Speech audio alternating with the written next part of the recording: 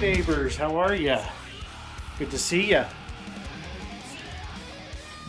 Oh, just got home from work just a little while ago, and yeah, I've been doing a little experimentation since I seen you last. Playing with the old. Get some light here. Hold on. There we go. Take those off. Anyway, I've been watching some videos and doing some research on the no-chill, no-boil, no-chill method of doing brew, and it's really interesting. Dino from Dino's, I was watching his a while back, and then I came across another one somewhere, and it kind of interested me because a lot of the times I'm pressed for time and don't have a lot of time to do a brew, but I want to do a brew. So I went ahead and did this one. It's my Amarilloville. I've been on this Amarillo kick for the last 3 beers. I did Amarilloville yesterday. Today is actually, what is today? Today's Monday. I've been on call, so my head's just like, it's gone in all directions. But I did the no boil, no chill. So in essence, I did the mash. Did a mash in at, I got a cat here trying to get my attention. I did the mash in at 160 minimum because you want to pasteurize your the wort, and then you want to sparge with 170 degree water. But yeah, I did was it 12 pounds of grain, 11 pounds of 2-row, and a pound, I think, of Crystal 40. I think that's what I did. And then while you're doing your mash, you're actually adding the hops to it. So I added an ounce of Amarillo at the top of the hour. So I did a 60-minute mash. So I put the Amarillo in after I got all doughed in. And then about 15-20 minutes later, I went ahead and added another ounce because since you're not boiling, the bitterness is a bit harder to get out of the hops, but it does come out.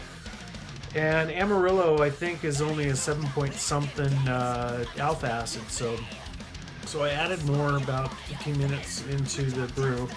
And then I did another ounce of Amarillo.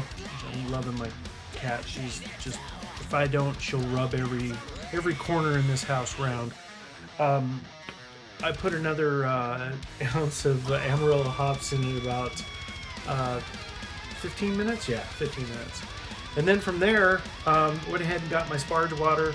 Went ahead and did a brew in the bag kind of technique. So I was doing it in one boil pot. The other boil pot, I went ahead and heated up the sparge water, and then took a container and just dumped over the brew in the bag in a colander. It was a little.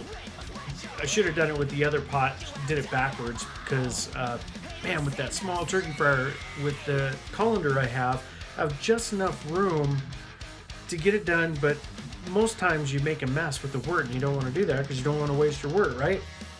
So you go ahead and you sparge until you get to your volume, and for the 5 gallons I got 1051 original gravity. At that point the wort is about 100 and, let's see, with the sparge water, it probably comes out to about 150 degrees, 140, 150 degrees. That's sitting in the fermenter, your sanitized fermenter. And then you go ahead and just take that and go put it in the cool area where you're going to be doing your fermentation. Put your airlock on, you know, make sure everything's nice and sanitized. And I went ahead and got my USO5 harvested yeast that I had, and went ahead and got my Erlenmeyer flask and got that baby, book it on the stir plate, let that go all night, let that warm up while the wort cooled down. And by the time I got up in the morning, the wort was down to about 76 degrees, and the USO5 was ready to pitch. So I went ahead and did that right before work. Got that going. I checked it when I first got home and it wasn't quite going, but there's always a trick to getting your yeast going. And that trick is take the airlock off, make sure everything's nice and sanitized, put your thumb over the hole and shake the piss out of your fermenter. Get that oxygen moving in there, get that yeast moving in there, and not a half hour later I went down and checked, just like you see here, and that baby started bubbling. So yeah, we're gonna let that baby go for 7 to 10 days. I'm gonna start letting my ferments go in a bit longer, because I'm finding that they're clearing a lot better if I let them set a couple more days. So gonna do that. We'll see what happens. I've heard a couple comments about, or read a few things online about the no boil, no chill, and you know, pasteurization and everything. I understand all that, but how long the beer actually lasts? I hear that you should probably consume it around a week, maybe 2 weeks. If that's the case, I'll bottle it and give it to my friends, family, you know, neighbors, the like, and we'll do that route, and we'll see what happens here. Yeah, if anyone knows or does no boil, no chill full time, hey, you know, hit me up down below, man. Hit me up. Let me know your techniques and stuff, because it's pretty interesting. You can have a 5-gallon all-grain brew day in about an hour, which is freaking nice. So it took me an hour and a half from the time I got all my equipment out and started heating up the strike water. It took me an hour and a half to get completely done, all my stuff cleaned up, put away. Now, I don't mind having a long brew day when you're with other people, and that's an excuse to drink and have a good time, right? So my other regular all grains, I'll still be doing those, but if you're in a pinch for time, if this works out, hey, I hear that there's more vitamins in it. You don't have to worry about DMS. The reason why you don't have to worry about DMS is that DMS only starts becoming part of the wort after temperatures get above 180 degrees. At that point, you've committed, and now you have to boil and get that DMS out of the wort. So that's the whole idea of boiling. So if you're interested in it, do some study on it. If you want me to talk more about it, let me know. And yeah, as I learn, I'll go ahead and share what I've learned. And if this works, these will be my quick brews. You know, nothing like 2 hours brew day, you know, total.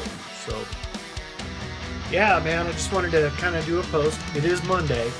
Yeah, Monday. God, I can't wait till this week's over with. It's been a really long week. So my brain's pretty much scrambled. So yeah, I'll let you guys go. Remember, keep rocking, keep doing what you're doing, never stop home brewing, and try different techniques and stuff too. But you know, make sure that you're safe at it. Make sure that you're following stuff to the T. Otherwise, you don't want to get yourself sick either. So, or anyone else sick. So that's all you need. So yeah, I'll check you guys later.